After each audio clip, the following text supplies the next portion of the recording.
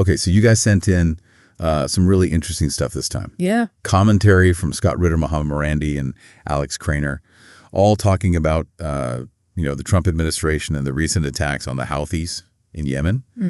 And we really want to take a deep dive here and kind of figure out, okay, what is motivating all of this? Yeah. And what is the potential fallout going to be? So the big question here is, I want you guys to think about this as we go through this.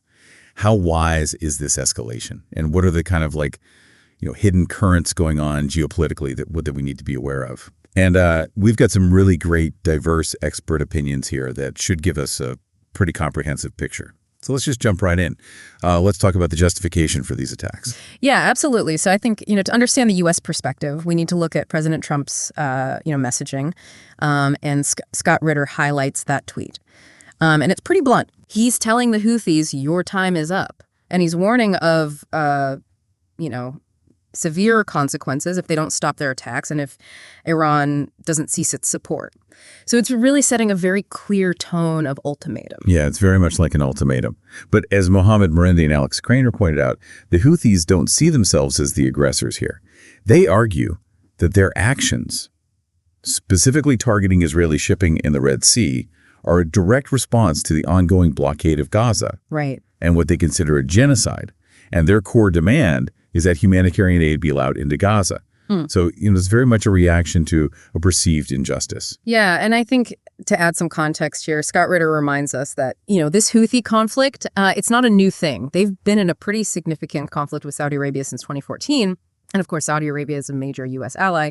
So while these direct U.S. attacks are a more recent development, the U.S. has been involved in this dynamic in the region for quite some time. It's pretty amazing to hear about their missile and drone capabilities, which both Ritter and Morandi emphasize. Oh. Is this something that's like a recent development, or is there a longer history here that we should be aware of? I mean, we're talking ballistic and cruise missiles, drones, and even claims, though unconfirmed, of targeting a U.S. aircraft carrier. Yeah. Ritter made this really key point about their indigenous weapons manufacturing. Right. Suggesting a level of self-sufficiency. Yeah. That's pretty significant, even if there's likely, Iranian guidance and components involved. That's right. And actually, Yemen has a history of ballistic missile production predating these current conflicts. Oh, wow. Ritter actually, drawing on his experience as a weapons inspector in Iraq, even recalled instances where Yemen had provided ballistic missile technology and expertise to Iraq. Right. So while external support, likely plays a role, it's not the whole story when it comes to the Houthis' capabilities. So given these, I guess, surprisingly robust capabilities, one might wonder about the effectiveness of these U.S. strikes.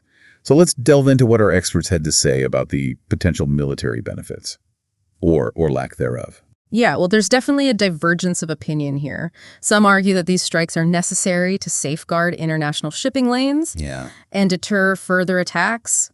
However, Scott Ritter was pretty skeptical about, whether there was any real long-term military advantage to be gained. And he actually suggested that, these attacks might be more about sending a political message than achieving any concrete military objective. Ritter didn't stop there. Right. His perspective on the legality of these strikes was pretty strong.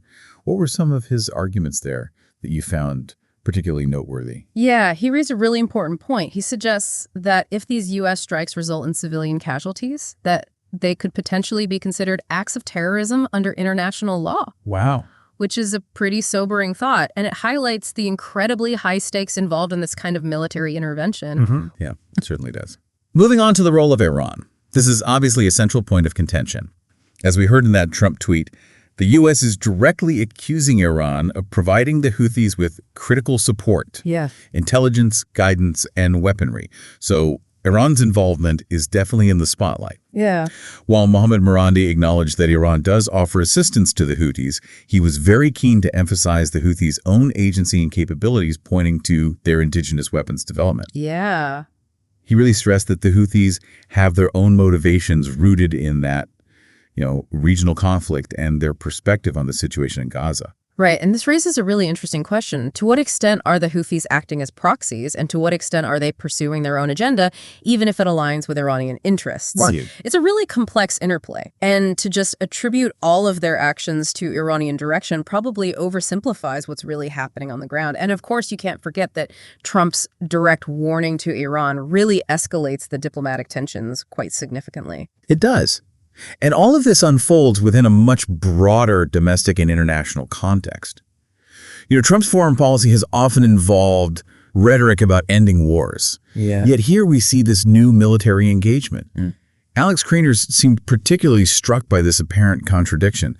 What are some of the potential factors driving this, do you think? Especially when you consider Trump's stated aims. Well, what's really interesting here is the potential influence of domestic political considerations. Right. So the pro-Israel lobby in the U.S. is a significant force. Yeah. And their advocacy for strong action against perceived threats to Israel could definitely be playing a role in the administration's decision-making process. And this really highlights how, domestic pressures can shape foreign policy choices.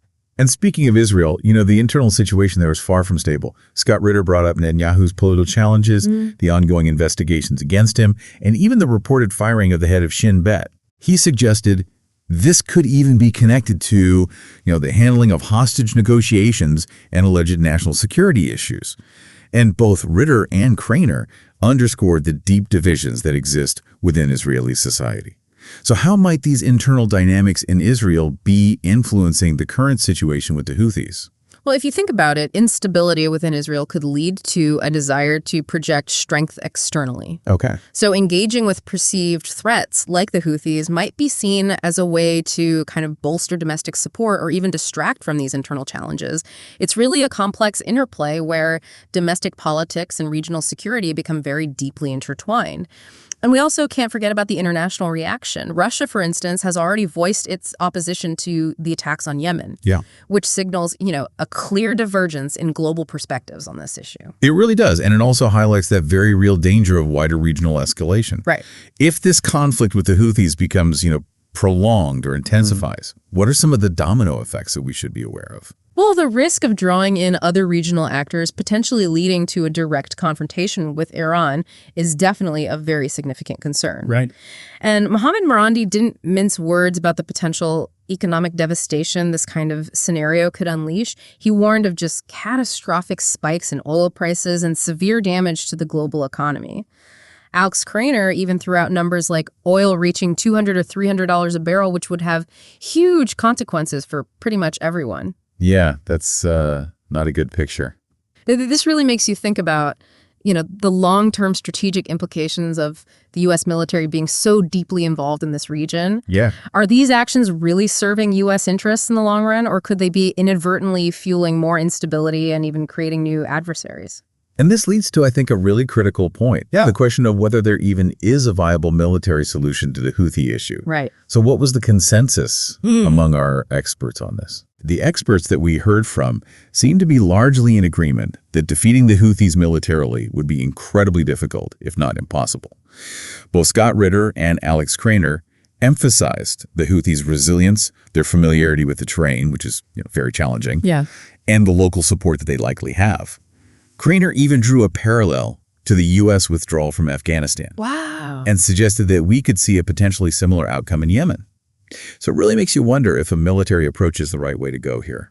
Given the potential difficulties of a military solution, what alternatives did the experts propose? Well, the recurring theme was diplomacy. Okay. Scott Ritter and Alex Kriener both argue that addressing the root cause of the Houthi actions, which is the really dire humanitarian situation in Gaza, is the most effective way to de-escalate the conflict. Yeah. They suggested that pressuring Israel to allow a huge increase in humanitarian aid could fundamentally change the Houthis' calculations. And on that point of diplomacy, Scott Ritter raised a concerning point about the reported closing of communication channels with the Houthis by the Trump administration. Right. Why did he see that as particularly problematic? Well, Ritter argues that cutting off communication is counterproductive. Yeah. He says you can't hope to understand the other side's motivations or find a negotiated settlement if you're not even talking to them. It really hinders any chance of de-escalation. And it just increases the risk of misunderstandings. Right. So you mentioned earlier, some additional points from Scott Ritter. Yeah. Touching on areas beyond the immediate Houthi attacks. And while these may be based on unconfirmed reports, what were some of the key takeaways there that he felt were important to consider in this kind of broader picture, this broader geopolitical landscape? Yeah, so he expressed concerns about President Trump's approach. He even used the word incompetence and highlighted what he saw as inflammatory rhetoric, suggesting that this could further destabilize an already tense situation. He also mentioned this reported, and in his view, inappropriate and unlikely to succeed attempt involving Steve Witkoff to broker a ceasefire between Russia and Ukraine. And he saw this as a really misjudged intervention. And lastly, he touched on the reported dismissal of the head of Shin Bet in Israel and speculated about potential links to investigations against Netanyahu, including, the handling of hostage negotiations and alleged national security breaches.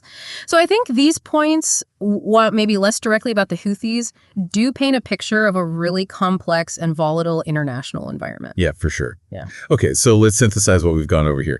It's pretty clear that these attacks on the Houthis aren't an isolated incident. Right. They're deeply embedded in, the region's history, intrinsically linked to that Israeli-Palestinian conflict, and they carry significant ramifications that extend far beyond Yemen's borders. And it seems like the prevailing expert opinion suggests that a purely military solution against the Houthis is going to be fraught with challenges and may not achieve, those desired outcomes. Right. And the experts that we've looked at all seem to agree that diplomatic efforts, particularly those aimed at alleviating the humanitarian crisis in Gaza, might offer a more sustainable path to de-escalation than further military action. Right. So the effectiveness and long-term consequences of this current military approach really remain in question. Yeah, they do.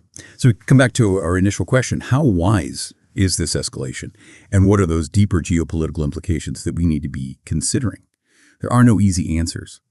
And the potential for unintended consequences is substantial, affecting not just regional stability, but the global economic landscape. So this brings us to a final thought I want to leave you with. Given the, intricate web of connections that we've kind of uncovered here in this deep dive into Yemen, what are some of the less obvious, maybe even unforeseen consequences of these actions that warrant our continued attention and consideration? What are those second and third order effects that might ripple through the region and even the world in ways that we haven't even talked about today? It's definitely something to keep in mind as this complex situation continues to unfold.